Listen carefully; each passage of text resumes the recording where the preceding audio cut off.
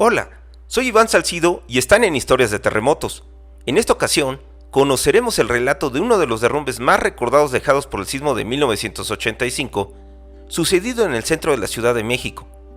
Nuestra historia inicia en la esquina formada por la calle de Victoria y la antigua calzada de San Juan de Letrán, hoy conocida como el eje central Lázaro Cárdenas, lugar donde se encontraba el edificio Ana Mier Escandón, un inmueble predominantemente residencial, conformado por dos módulos que eran unidos por un área de servicios que contenía la escalera.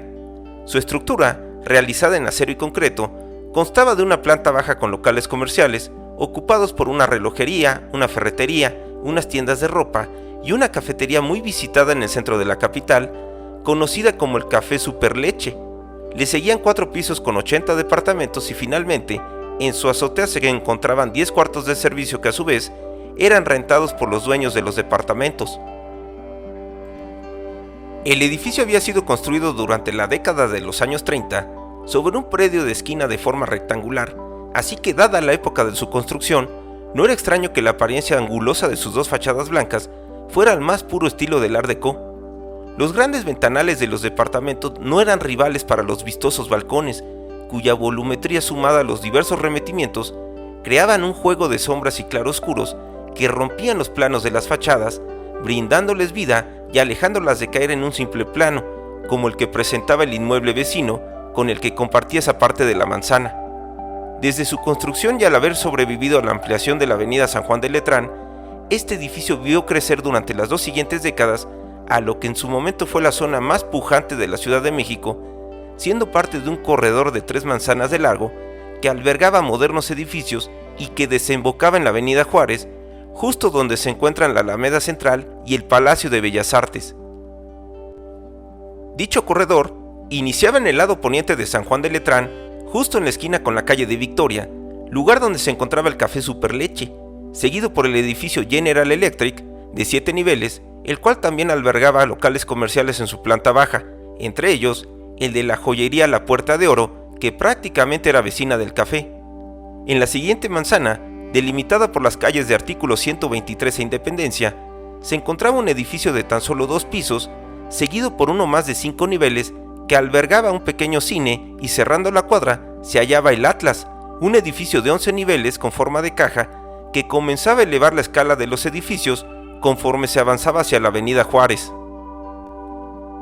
La tercera y última manzana estaba delimitada por la calle de Independencia y la avenida Juárez, iniciando con el edificio más alto de ese lado de la calzada, el Miguel E. Abed, una torre de 29 niveles que era seguida por una construcción de 8 pisos, luego por el imponente edificio de estilo Art Deco de 16 niveles, perteneciente a la empresa Seguros México. Después aparecían 2 pequeñas construcciones de 2 y 3 niveles respectivamente, y por último, el grandioso edificio de la Nacional, un inmueble de 13 pisos construido en 1929 con estilo Art Deco, inspirado en los rascacielos neoyorquinos de aquella época, edificio que es considerado como el primer rascacielos de la Ciudad de México. Para finalizar, cerraba este moderno corredor la joya de la corona, la portentosa Torre Latinoamericana, que para el año de 1956 en que fue inaugurada, no solo era el rascacielos más alto de México y Latinoamérica, sino el segundo del mundo si no se contaban a los Estados Unidos.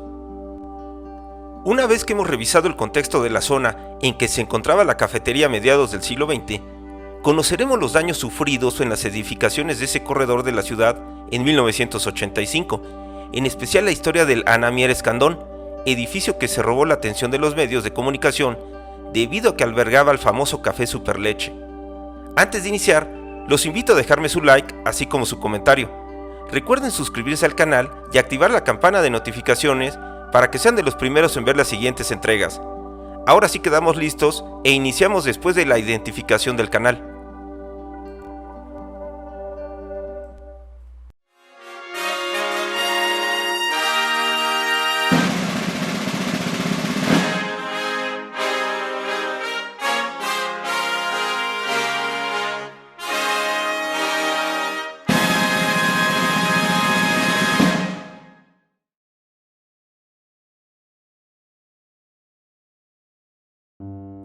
La mañana del 19 de septiembre de 1985, el sol comenzaba a bañar con sus rayos a la Ciudad de México, Mientras algunas personas tempraneras ya se encontraban en el bosque de Chapultepec, quizá leyendo los diarios capitalinos que en aquel día se enfocaban en hablar sobre las tasas de intereses, la cotización del dólar que andaba por los cielos y la crisis económica por la que atravesaba nuestro país, aunque también había quienes se enfocaban en realizar sus ejercicios, como era el caso de Víctor Manuel Fernández, un español radicado en México que era dueño del Café Superleche, un popular restaurante del centro de la ciudad, fundado en 1949, famoso porque el presidente Díaz Ordaz solía enviar un emisario para comprarle conchas con nata, pero aún más reconocido por sus asiduos clientes gracias a la frescura de su leche, la calidad de su café, la magnificencia de su pan y los soberbios que podían llegar a ser unos simples hotcakes.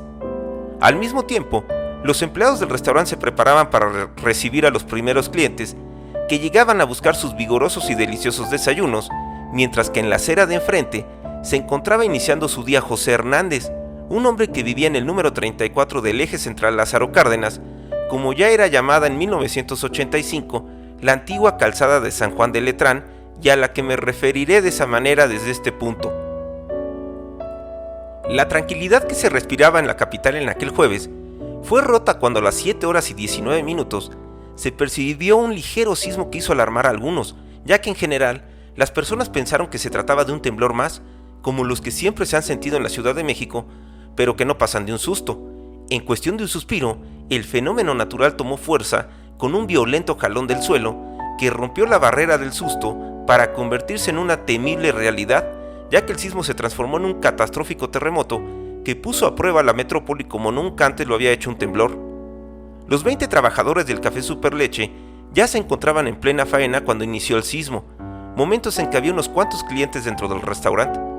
La magnitud del temblor seguía incrementándose, por lo que un empleado de la cafetería, una mesera y una cocinera tomaron la atinada decisión de salir corriendo a la calle, justo hacia donde 2 trolebuses se habían detenido por el corte de la energía eléctrica que los hacía funcionar. En su interior, uno de los choferes trataba de convencer a los pasajeros que no se bajaran, ya que estaban más seguros en el interior, pero al agitarse violentamente el camión, los pasajeros se asustaron y el pánico los dominó, así que algunos tomaron la fatal e inexplicable decisión de descender para irse a resguardar al Café Superleche. El terremoto estaba castigando al centro de la ciudad, mientras Víctor Manuel Fernández estaba en Chapultepec sin darse cuenta de que estaba ocurriendo un sismo, hasta que una persona se le acercó y le hizo ver que el agua del lago se estaba moviendo, así que Víctor se alteró de inmediato al recordar que a su madre le daban terror los temblores, así que abandonó el bosque para dirigirse a su casa en las lomas. En el mismo momento, José Hernández, desde su casa en el eje central, no le perdía atención al movimiento de los edificios, ubicados sobre el corredor desde Victoria hacia la avenida Juárez, en instantes en que se convirtió en testigo de la caída del edificio que albergaba el Superleche y que así recuerda. Primero se fueron desprendiendo los balcones, de repente se cayó todo, tardó segundos, 7 u 8 a lo más. Se levantó muchísimo polvo, una nube de humo tan densa que no se veía nada. Cuando se disipó, ya no había nada frente a mí. El edificio Ana Mier Escandón se acababa de colapsar completamente frente a sus ojos. Las causas del desplome de esa estructura de alrededor de 50 años de existencia pudieron ser muchas. Quizás su estructura de acero y concreto, edificada a principios de los años 30, terminó siendo insuficiente para soportar un sismo con las aceleraciones tan altas que presentó el terreno. Sin duda alguna, su diseño como edificio de esquina también influyó, ya que esas 2 fachadas balconadas con sus grandes ventanales, sumadas a los 2 muros completamente cerrados en sus colindancias, provocaron la torsión estructural del edificio, además de golpeteo con las construcciones vecinas al estar confinado, factores que muy probablemente provocaron su desplome. Así que a las 7 horas y 21 minutos de la mañana, el edificio que había sobrevivido a la ampliación de la avenida San Juan de Letrán, realizada por la mano del hombre, terminó su existencia de manera trágica por efectos de la naturaleza.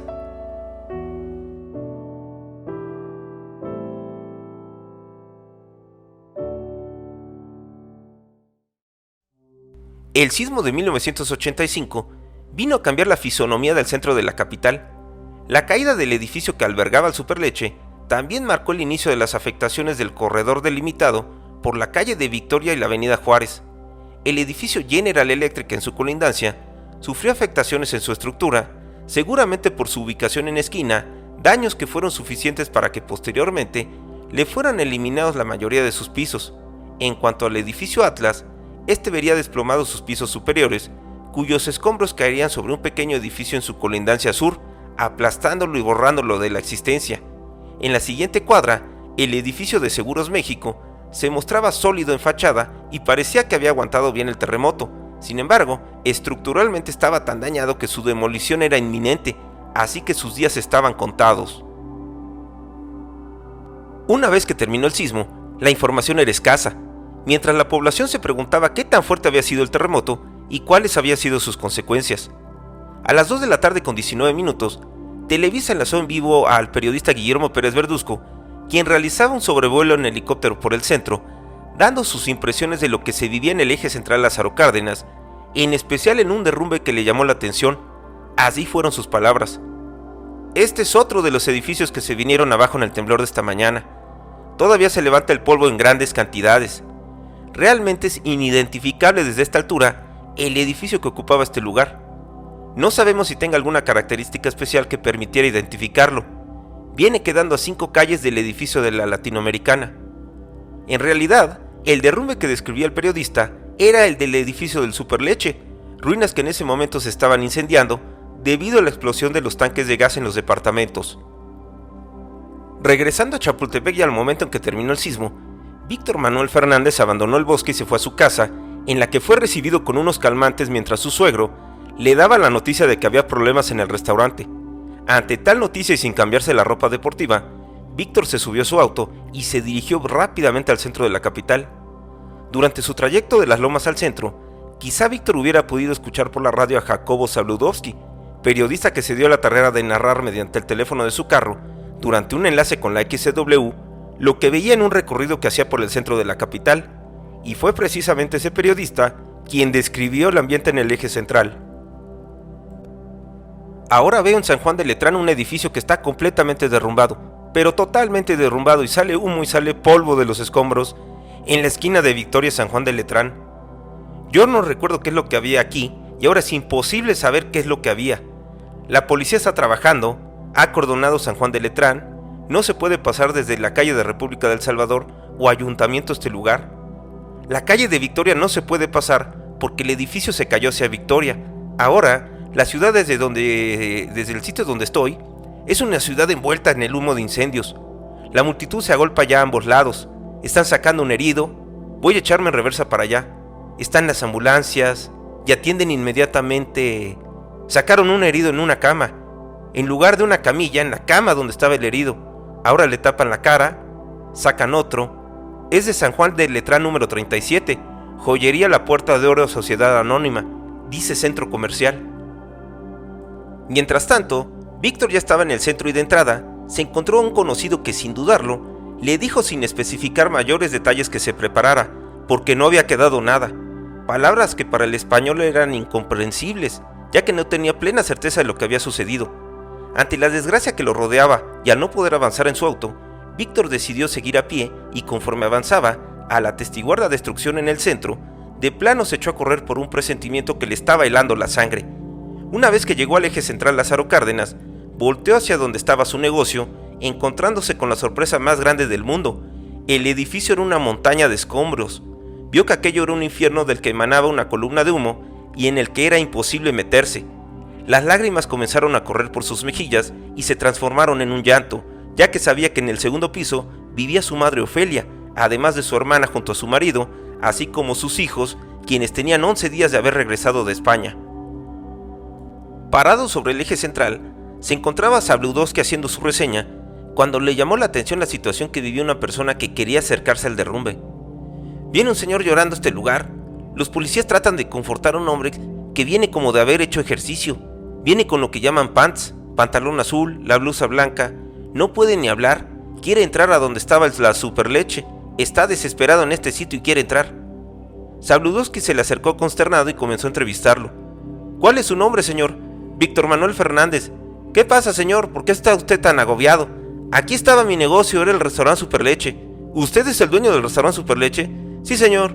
"Sí, señor". "¿A qué hora abren el restaurante?". "A las 7 de la mañana". "¿Quiere decir que a la hora del temblor ya estaba abierto?". "Ya, señor, ya. En el segundo piso vivía mi madre, o vive mi madre. En el segundo piso vivían aquí mi madre y mi hermana. No sé yo, no le puedo decir nada, licenciado. La entrevista se cortó súbitamente cuando Víctor comenzó a llorar. A pesar de ello, el camarógrafo que ya acompañaba a Sabludowski siguió filmando la escena mientras el periodista y las personas que veían la televisión quedaban con un nudo en el estómago. Después de una pequeña pausa, Jacobo Sabludowski comentó seriamente: 2 policías se hacen cargo del señor que era dueño de este restaurante y cuyos familiares viven en este edificio totalmente derruido. El periodista recalcó lo de viven con el deseo y la esperanza de que en realidad los familiares de aquella persona hubieran sobrevivido. Sin embargo, y a pesar de lo fuerte que acababa de ser ese momento, Sabludowski continuó con su transmisión, describiendo la situación que se vivía en el eje central. Hacia el sur estoy viendo ahora letreros de Calzado Canadá que siguen en su lugar. El letrero del Cine Teresa está en su sitio. Algunos grandes anuncios de cervezas que están sobre los edificios del lado izquierdo también. Allá al fondo, frente al Salto del Agua, el edificio de Viana lo veo normal. Ahora la policía ha acordonado el eje central Lázaro Cárdenas hasta la Torre Latinoamericana, hasta 16 de septiembre. Quisiéramos trasladarnos a algún otro lado de la ciudad, pero creemos que este es un lugar crítico de entre todos los que sufrieron daños. La situación sobre la amplia avenida se iba complicando y poco a poco comenzaron a surgir las pequeñas historias que sumadas conformaban un gran relato. Algunos sobrevivientes lo fueron porque no se encontraban en el edificio.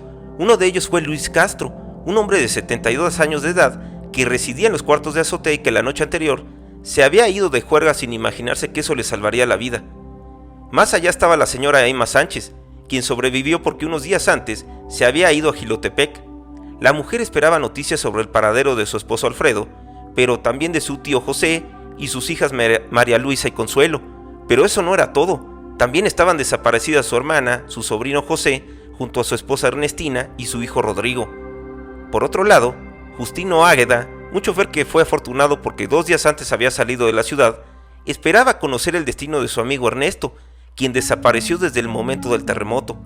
También se encontraba en la avenida Mario Rodríguez, un hombre que esperaba alguna información sobre su hermano Nicario, uno de los residentes más añejos del edificio, ya que vivía en él desde el año de 1938. Las labores de remoción de escombros y búsqueda de sobrevivientes en las ruinas del Café Superleche continuaban bajo un enorme riesgo, en parte porque el tanque de gas de 500 kilos que alimentaba la cocina del restaurante seguía bajo los escombros, con la posibilidad de que estallara en cualquier momento. Sobre el carril de contraflujo, destinado al paso del transporte público en el eje central, yacían frente al derrumbe los 2 trolebuses con los números económicos 4389 y 4351, de cuyo interior algunos aterrados pasajeros se bajaron para ingresar al restaurante, una decisión que les terminó costando la vida, ya que si se hubieran quedado en el trolebús hubieran salido ilesos. Esta es una de las razones del por qué la población de la Ciudad de México debe conocer las causas y los riesgos que presenta la actividad sísmica, como una manera de controlar el miedo para evitar tomar decisiones erróneas. Finalmente los trolebuses serían removidos de la avenida. Conforme los rescatistas fueron extrayendo los restos de las víctimas, estos fueron cubiertos con cobijas y zarapes y los pusieron en la acera junto al derrumbe, justo donde estaba la joyería La Puerta de Oro. En ese sitio colocaron los cuerpos de 2 niñas que serían reconocidos por la señora María de Jesús Herrera, una de las pocas residentes del edificio que logró salir a tiempo antes del desplome.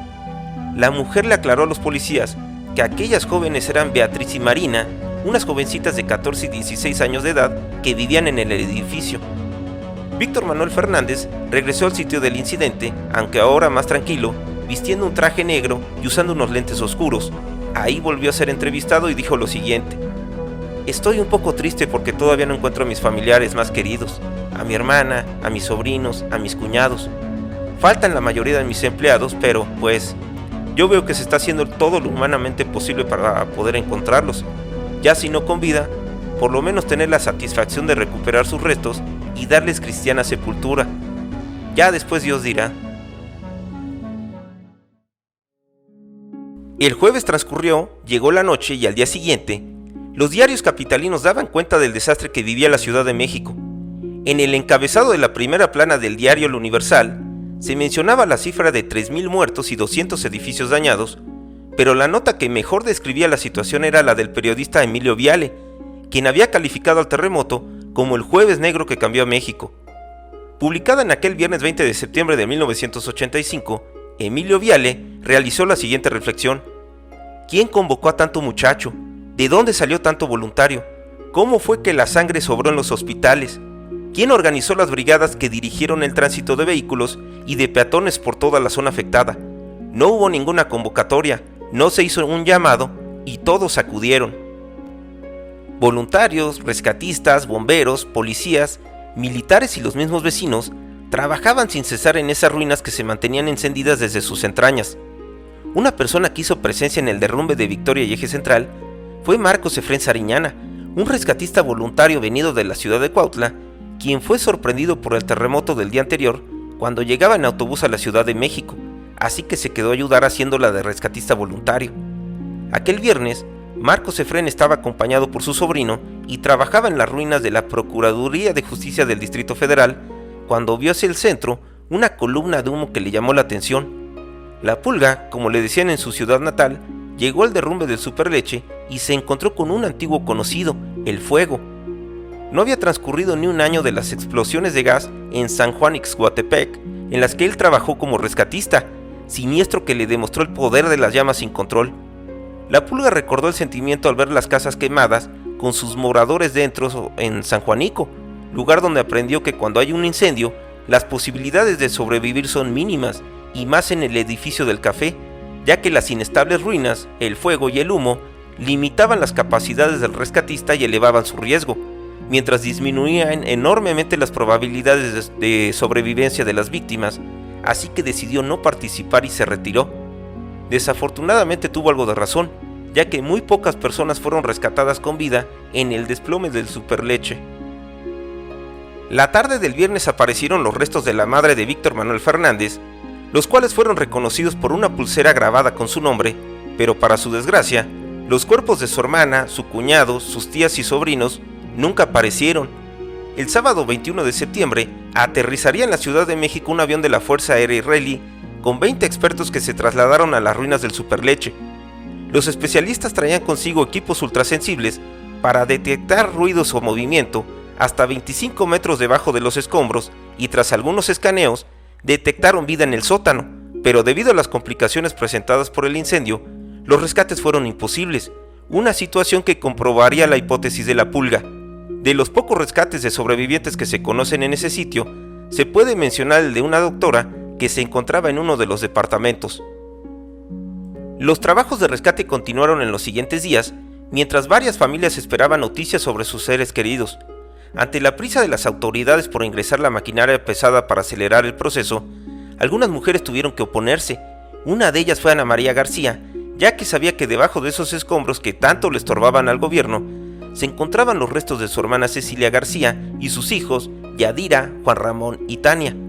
Por algún momento las mujeres lograron su cometido, pero finalmente las autoridades terminaron imponiéndose, ingresando la maquinaria, a pesar de la súplica de las familias, que lloraban de impotencia mientras los soldados les impedían el paso, así que no les quedó de otra más que atestiguar cómo se iban arrinconando los escombros y se comenzaba a liberar el predio. No existen números exactos de la cantidad de gente que perdió la vida en el edificio del Superleche, aunque algunas estimaciones calculan alrededor de 100. El número de extracciones fue bastante menor y si se toma en cuenta la lista de desaparecidos, lo único que nos queda pensar es que los restos de esas personas quedaron consumidos por el fuego o se fueron entre los escombros. No pasó mucho tiempo para que se dieran por terminadas las labores de remoción de escombros y la limpieza del terreno, a pesar de las sospechas de que en los sótanos existían varios muertos. Las autoridades del Departamento del Distrito Federal decidieron crear en ese predio el Jardín Adolfo Ruiz Cortines, un espacio jardinado con bancas, andadores y una escultura de Cricri, cuya existencia fue de tan solo 7 años, ya que una vez cumplido ese periodo, se iniciaron las excavaciones con el terreno bardeado para que la gente no se asomara morbosamente para ver lo que había ahí, mientras se construía el edificio que desde entonces y hasta la actualidad ocupa la esquina de la calle de Victoria y el eje central Lázaro Cárdenas. Antes de finalizar con esta historia, quiero platicarles que durante el aniversario número 20 de la tragedia del 85, el periodista Jacobo Saludowski produciría un programa radiofónico en vivo llamado 20 años después, donde entrevistaría a todos aquellos con quienes habló durante su histórica narración en aquel 19 de septiembre. El punto culminante del programa fue su reencuentro con Víctor Manuel Fernández, quien, usando la pulsera de su madre, comenzó a platicarle todas las incidencias que tuvo después del colapso de su negocio. Víctor le confirmó que los cuerpos de sus seres queridos nunca fueron hallados, pero para su desgracia, los familiares de sus empleados fallecidos, sin importarle su situación, lo demandaron 11 días después del sismo, por lo que al mismo tiempo que vivía su duelo, tenía que asistir a las audiencias para enfrentar el pleito legal. Le contó al periodista que estuvo buscando una sobrina de la que tenía informes de que había sido rescatada con vida y llevada a un hospital, pero nunca la pudo encontrar. También fue relevante que el nombre de su cafetería había sido pirateado y le confió que, a pesar de todo, su sueño era reabrir algún día su negocio. Víctor Manuel Fernández le daría las gracias a Zabludovsky por salvarle la vida, ya que su intención era meterse en las ruinas para buscar a sus familiares, y el periodista, al darse cuenta de ello, lo abrazó y no lo dejó moverse, evitando que se pusiera en peligro con esa acción. Finalmente, Víctor Manuel Fernández fallecería en el año de 2020, dejando este mundo sin ver cumplido su sueño de volver a abrir el café Superleche. En la actualidad, el corredor de la calle de Victoria a la avenida Juárez mantiene una enorme actividad comercial, y tras esos puestos informales que invaden las aceras y las banquetas, todavía existen las huellas dejadas por el sismo en algunos de los edificios dañados en el 85, a los cuales les demolieron la mayoría de sus pisos. Desde la esquina de Victoria y el eje central, aún es apreciable al sur de la avenida el letrero del Cine Teresa que Zabludovsky usó como punto de referencia, mientras que en el predio que ocupó la cafetería, las miles de personas que pasan por ahí diariamente ignoran la tragedia que se presentó en esa esquina hace 39 años, durante el terremoto más mortífero en la historia del país.